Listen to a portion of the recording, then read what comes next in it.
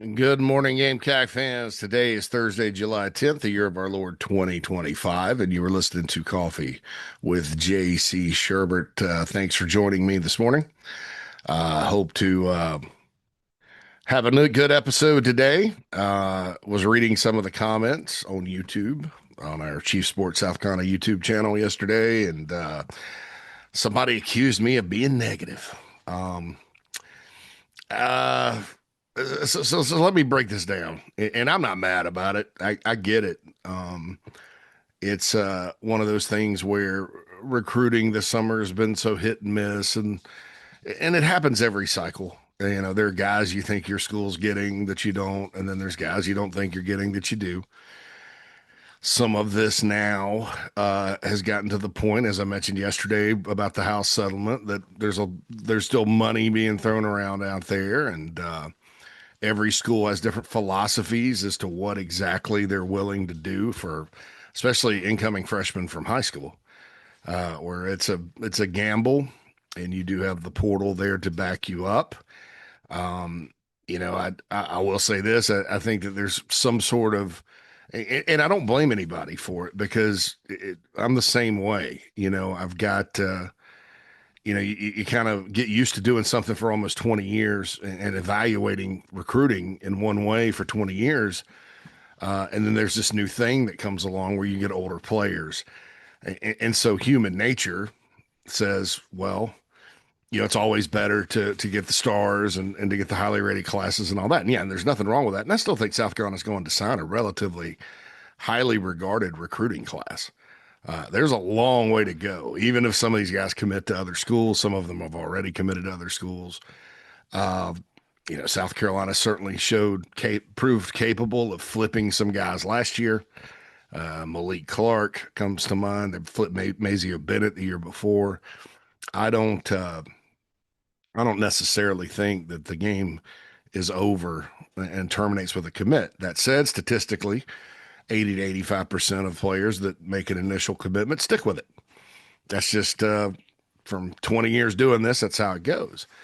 Um, and I think that, as far as fan bases and audience and me and all of us out here, the reaction sometimes is, well, you only hit the portal because you failed to do this, this, and this. And I don't necessarily think with the transfer portal that's fair. I think that when you looked back on some of the schools through the years that tried to go JUCO heavy, outside of Bill Snyder at Kansas State, it's really not worked. Jackie Sherrill did it at Mississippi State and had them. That was one of the best periods in Mississippi State football history. And it made sense because in Mississippi, you have a lot of junior colleges. They have a great system. You have access to that talent. Why not? But then he got a couple classes of JUCOs that didn't really hit, and the program bottomed out under him at the end. And then Sylvester Croom took over, and it took him 4 years doing it the old way to kind of get to a bowl. And then I think in year 5, they reverted back to being bad, and he was fired. And then Dan Mullen came in. So looking at I understand, that's kind of the thing is, oh, well, they have to go to the portal because of this. The portal's different than junior college. Number one, you get a better player out of the portal no matter what level he's at. And it's because of resources. These guys, it's developmental. We know the importance of off-season workouts and nutrition and all that stuff that goes in to building the modern college football player physically. And junior colleges don't have. I mean, we talk about Xavier Hardy. Well, why isn't he in your projected too deep? Well, he's got a little ways to go. He's behind. You kind of go to junior college and you just eat whatever, and work out wherever. And that's nothing against junior colleges. I think that they're fantastic as far as providing opportunity for players that, don't have the academics and have to kind of follow a different path. But the portal, number one, you get a higher quality player no matter how old they are. You can get older players. Kyle Kennard last year certainly benefited from being at Georgia Tech all those years. That's a Power 4 school, no matter if they win or lose or whatever. Carolina kind of fine tuned him, and he won the Bronco Nagurski Award. So that happens with that. But you also can get younger players like Jalen Brown. And I know his status is way up in the air, and not even talking about him playing this year. He's a redshirt freshman that was at Missouri last year. Justin Okoronkwo, Justin O, as Alex Jones likes to call him, and I don't even know if I'm pronouncing it right. Yeah, he was at Alabama for 1 year and redshirted. That's just like getting a high school guy. Air Nolan, Ohio State, 1 year and redshirted. So that's just like signing. Carolina did not sign a big class in 2024, but those guys are slotted into the class. Carolina's got them for a long time. Troy Pikes from Georgia Southern's got, I think, 3 more years to play. Redshirt sophomore, three to play, three, I think. Uh, so and you got guys coming back like Monkel Goodwine, who they brought in last year, had 2 years left.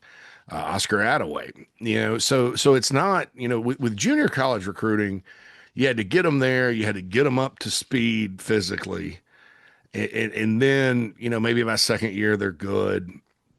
And then there's JUCOs obviously that come in. Jonathan Joseph was like this back in the day for Carolina. Just came in and started, and away you go, right? I mean, there are guys like that at the junior college ranks. But as far as your roster goes, you can recruit the portal just like Carolina has and achieve roster balance as far as class goes. Carolina, like I said, they had 77 guys that were brought to South Carolina on scholarship. So when I did the numbers, I wasn't including guys like Buddy Mack and Maurice Brown, although Buddy Mack came from Pitt. He's an ACC transfer. But he came in as a walk-on. And, if you're put on scholarship later, I didn't count it, but 77 guys that entered South Carolina as scholarship athletes on the football team, 52 of them were high school recruits.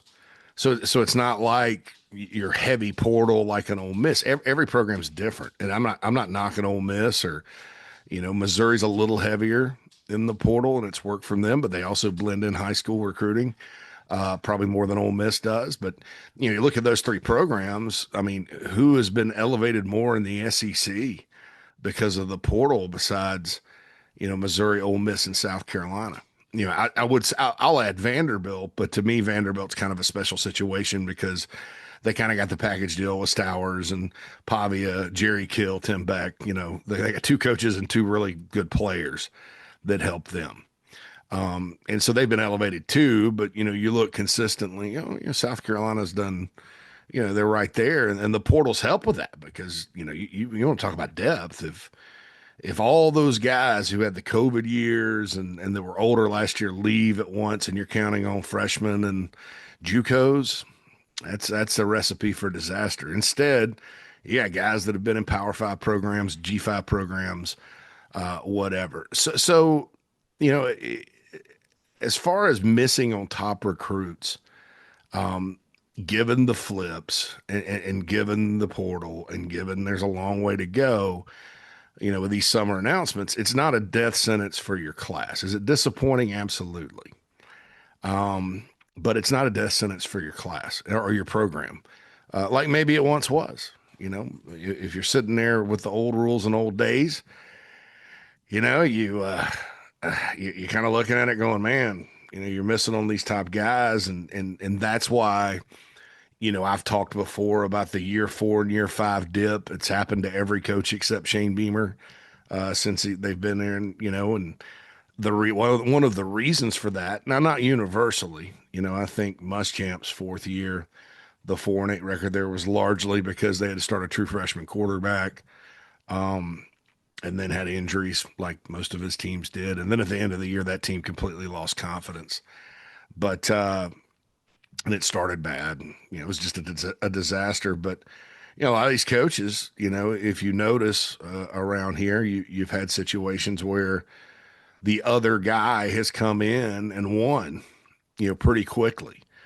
Sparky Woods left a team that was 4-7 for Brad Scott. Brad Scott won 7 games and went to the CarQuest Bowl, won the first bowl in program history. He left a 1-10 team and a rotten culture. Holtz went 0-11, but then he took a lot of those same players, and what did he do his second year? He went 8-4. Steve Spurrier took over a team that was 6-5 that lost a lot of players because of discipline and just get kicked off the team and all that. And he turns around and wins 7 and beats Florida and Tennessee in his first year. Will Muschamp took over a team that was 3-9, and that team was not very good and did have a lot of true freshmen, and somehow got him to the Birmingham Bowl. Shane Beamer took over a team that, against an all SEC schedule, did finish 2-8. Confidence was not high, and they took some L's, but got better as the season went on and ended up winning the Mayo Bowl against North Carolina. The reason for that is at that point when the program's dipped because of just natural recruiting attrition and giving your coaches time to get players in the program, you know, people are ready to hear a new voice. But what also happens is those players are ready to roll. They get developed and get better. These days, I don't know. I don't know about new coaches coming in and winning right away because you tend to lose a lot because guys are just free to go wherever. But Beamer's been able to avoid that largely through the portal. So the portal's not a bad thing. And Gamecocks need to embrace it. It's given a lot of programs a chance instead of, if it were the old way. Look at Auburn. Hugh Freeze is mad because other schools are paying a bunch of players and they're not, and they're kind of facing some of the same things. But I mean, it used to be Auburn would just go sign 25 studs. 5 of them were good. 8 of them were good evaluations out of South Florida and South Georgia, and Auburn had a great roster just about every year. And that's not really the case anymore for them. I think their roster actually is pretty good coming up this season. So you can get kind of lost in all this, and South Carolina's used it to kind of elevate. Whereas your Auburns and Floridas and Oklahomas of the world, they've slipped a little bit. And so talent in football is very fluid. And I saw somebody make a comment on the Big Spur. Well, all the blue bloods are just stacking all these guys, and well, they are. But on paper, when you judge it for individual classes, no problem with what Georgia's doing in recruiting or whatever. But some of these schools recruit in the top 10 every year, and I'm not saying South Carolina doesn't need to do that. I mean, these decisions haven't been made yet. And the 5 guys I kind of laid out to the path to the top 10 with 15 commits. Noah Clark came Carolina's way, and there's still 4 more. Darius Gray, Landon Duckworth, Tamarian Watkins, and Smoke Matthews. So, and they have not decided yet. And there's not like a situation like JB Shabazz where safe to say he's going to Tennessee, barring a complete 180 between now and his announcement tomorrow. But I'm not saying South Carolina. I'm not saying it's best to avoid it. I'm just saying you can recover from that because of the portal. And then you look at all the quote unquote blue chippers that are at other schools that do nothing and leave early, trying to chase another payday, and or sometimes they just need a fresh start. Like in the case of Jaylen Brown, needed a fresh start. He was a blue chip recruit that signed with Missouri from the state of Alabama. So I look at it and go, well, recruiting is very much to be judged down the road. We don't do it that way because none of you would pay attention. And it's not fun. So you could judge it initially, but then you got to look back and go, oh, wait a minute. For example, Brandon Cisse, the stud from Sumter that comes in from NC State, he wasn't an offer out of high school by Carolina. And the feedback I've gotten on him is stud, elite, because he developed, he got better. He was a better player now. And then there's probably a few that were ranked pretty high coming out of high school. I'll give you a Carolina example. Emory Floyd, fast player, good player. I guess he went to App State. I think he's gonna be good. 4-star guy, right? Lots of offers.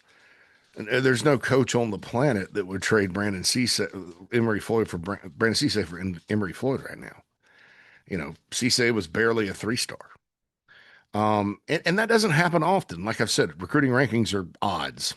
And they need to be totaled up. You look at it, your odds are better than signing a bunch of 3 stars, which South Carolina's not doing. I mean, they could probably have 20 commits right now with guys that they're iffy about as far as if they're good enough. And that's just how it goes. Now, does it suck to lose players? Absolutely. Does it suck if Tamarian Watkins goes to take commits to Texas A&M on Monday? That's not going to be good. I've been pretty clear about that. But circling back on the negativity, so I I think most that have listened to me through the years know that I try to call it like I see it. I try to be accurate with what I say. I make stupid mistakes like everybody else, but I'm never intentionally like negative about it. If my tone's a little down, probably has nothing to do with the podcast. I probably either don't feel good or I'm tired or something unrelated to anything Gamecock wise has pissed me off. Those that know me know that. I apologize if I've come across as doom and gloom. The reality is that a lot of what I talk about is based on the news and the facts. And that I hope that's refreshing. I'm not sitting here spinning it. I'm just trying to inform as well as entertain and all that good stuff. And the news has not been in Carolina's favor lately outside of Noah Clark in recruiting. And, that's what we love to talk about over the summer. So, and there's a lot going on. And now, once the season gets here, everybody's going to forget about these guys. South Carolina is going to have a pretty good football team, in my opinion. Are there some pitfalls? Possibly, yes. Are there areas of concern? Absolutely. But that's no different than any other college football program in 2025. Carolina's not unique in that regard. So I just want to do that. I want to apologize because I think sometimes I'm intentionally will come across as negative or critical or whatever. Um, but it's always based in fact because I don't go out of my way to be doom and gloom or a shock jock or just to say things to stir things up. That's just not my style. It never has been. I'm not really a radio guy, from my background. I've done it before. I enjoy it. I guess you call this radio. It's podcast, but same concept. And I don't say things just to be provocative. It's always based on something, even if it's opinion. I clearly state that. So I apologize. I'm sorry if I came across as negative. It's really just I don't feel negative.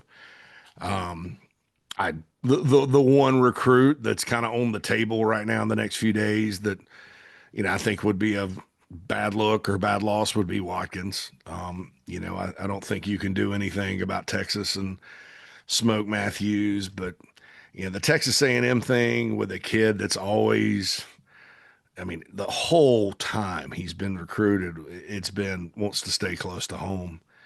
So I don't know what's going on there. And then there's the talk that, even if he does commit, they go back and flip him. I just don't know, man. I don't know about that. That would be the one that I'd go, ugh. He and Julian Walker, because you got to get the in-state guys are the ones that I'm like, well, if you can possibly flip them back if they commit somewhere else, do it. And I don't know. He may commit to South Carolina. Samari Matthews is going tomorrow. My I don't know. My gut says Texas, but I've talked to some folks that still believe South Carolina's in it. There's some things working in South Carolina's favor, some things working in Texas's favor. My gut says Texas, though, on it, and maybe that changes. Maybe my gut changes in the morning. I had some Jardiniere, if you guys know what that is, last night, so my gut's not feeling too well right now. But anyway, there's that. So yesterday I had some news, and the report out there that Faison could possibly be getting an answer by Wednesday. That's not It was not, it wasn't going down that way. And when it came out, and then kind of Rasul amplified it by asking for prayers, it seemed like this was going to be it, just based on his reaction and then the report. I'm not going to sit there and question somebody's report. Yesterday, though, I found out, well, no, that was never going to happen that way. It's just not true. But I did get some insight into it. And, my opinion based on the tea leaves, taking the NCAA's ridiculousness out of it. Maybe I have a naive belief that they're going to do the right thing. But my take on it is, after having multiple conversations about this situation last night, is he'll ultimately get cleared. That's an opinion, though. And obviously, I say this all the time. If my opinions were 100% turning into facts, I'd probably be by the poolside in Vegas waiting to put some money down on my opinions about tonight's Major League Baseball schedule. Biff Tannen from Back to the Future style. I'd be rich. So don't take that to the bank. Thank God you can't bet on recruits. Maybe that's something cut.com can start doing. That'd really make the NCAA happy, right? A bunch of fans out here betting on recruiting decisions. Wow, it's too much money involved as there is. I can't. I think it's a great idea for fans to have fun, diehards during the summer. But man, oh man, you start throwing, people with financial stakes in recruiting decisions that aren't part of it. Wow. That may be the best, worst idea I've ever had. Nevertheless, so, but, this is not a recruiting decision. Obviously, it's an NCAA decision with Faison. I feel good. So that's my opinion. You look at it, what the issue is here is the clock. He hasn't played enough football to exhaust his eligibility. And it's sad because you got your Diego Pavias of the world, 6 years. You got, Jet from Rutgers, 7th year, really didn't follow the path. Actually played football. Even Oscar Attaway, he had a medical year that he got back, but he's going into his 7th year and he's, played all the way through North Texas and South Carolina, no JUCO stop. But Rasul's only played 3 years. And so on the surface, the football eligibility part of it. I mean, this is a guy that's had a long and winding journey. A lot of it's been, being at places that required him to pay tuition, and not being able to conjure that up, which a lot of us couldn't at a young age. He deserves, if you look at it from a moral standpoint, he deserves to be eligible, just because he has not had, because of extenuating circumstances, he has not had the opportunity that others have had. And it's, if you look at the facts around his career, there's no way his clock should have started when he just kind of had a cup of coffee at Marshall and never played. He gray shirted there. The gray shirt rule it contradicts the gray shirt rule. Part of what you read says your clock doesn't start, but then you go and you look and at the actual clock rules, and it does align with, even if you're there in the spring, your clock's. I mean, it's insane. NCAA, man.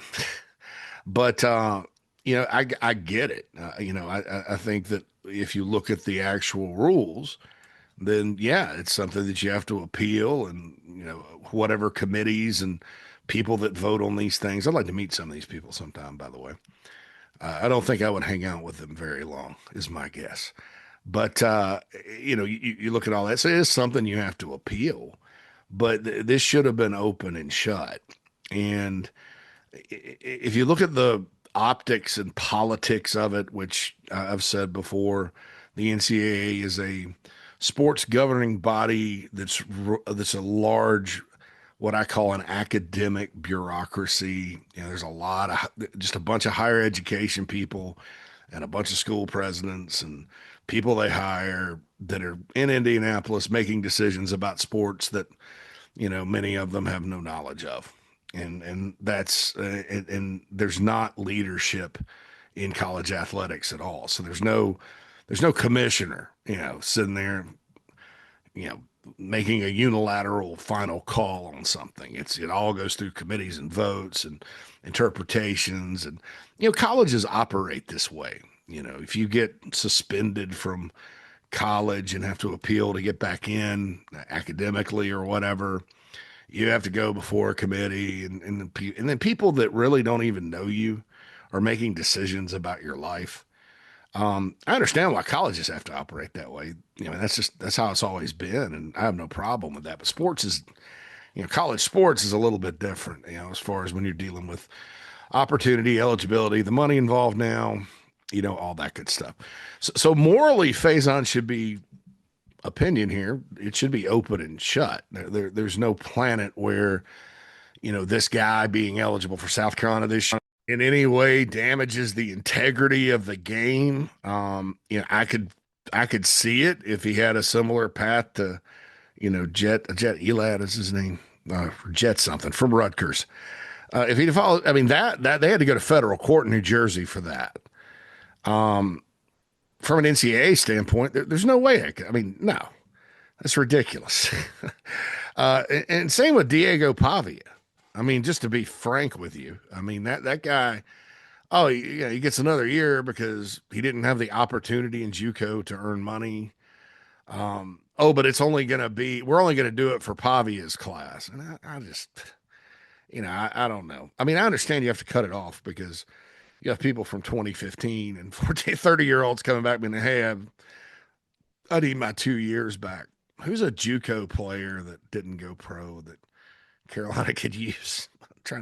What's Ulrich Jones doing these days? You get him back. He's probably, you can get him in shape, right? Just kidding about that. But you really, you really look at some of these, and I hate to say it, I agree with the NCAA. They shouldn't be eligible, but yet they are, because they just said we're just going to go to court and sue for this. Now let's say Faison's denied. Would they go to court? Yeah. How long is that going to take? I don't know. My guess is if the NCAA makes a bafflingly bad decision, an unfair decision, and something that really, yet again goes against the mission that they pretend to be all about. Good Lord, what a bunch of. My guess is if that's the case and it does go to court, then we're probably going to run right up against it with Virginia Tech. And the other part of it is there is a rule you can only participate in practice. You have 30 practice days while a decision is pending. So I don't know if the decision goes to the courts and the NCAA is kind of said, well, that's our final decision. I don't even know if he can practice like he did in the spring. So that's going to be interesting as far as how that impacts the running back room. But yeah, I think in the next week or two we'll have more clarity. But I did want to talk about that and just point out like what the situation definitely is, and what's going on and what's at question. It's 2019 at Marshall is the question. So that's all that was going on 2019, 2020. The kids only played, or the young man, he is 25 years old, has only played 3 years of football. To me, in a sense of fairness and given the circumstances, to me, if I were sitting in Indianapolis, it would be a no-brainer. But those people, they get paid to say no, I guess. I don't know what they're paying them, but sure must be nice to have, a job like that where you just crush dreams all the time. I'm being sarcastic. I think I'd be there about 20 seconds and be like, you people are crazy, and leave. But I do think South Carolina's handled it well. It is a little complicated because there's a lot of, ifs, and, you got to kind of snake through the rule book a little bit. As I learn more about it, yesterday's news had nothing to do with the NCAA. It just had to do with a report that I think people interpreted one way, because it was in the column.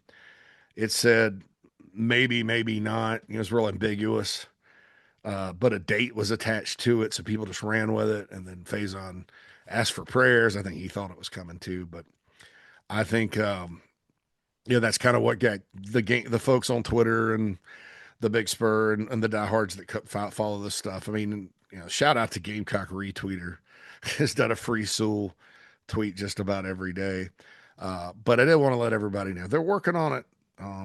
It's not going to happen on our timeline. It's going to happen whenever the folks in Indianapolis decide it's going to happen. There's nothing you can do about it, as crappy as it is. Uh, you know, in another note, we talked about House yesterday, this college sports commission thing. I don't know if it's because it just started and came up on everybody all of a sudden, or, July 1st, it goes into effect and holiday is right there. Maybe everybody took off, but, they're not exactly making quick decisions about NIL either, which is another topic for another day. I got into all that yesterday. So, anyway, that's coffee. JC Shurburtt here. Don't forget next week. Actually, did want to say this. There's a late night Gamecock show episode. Matt and Alex kind of dropped on me right here on the Chief Sports South Carolina YouTube channel. You can check that out.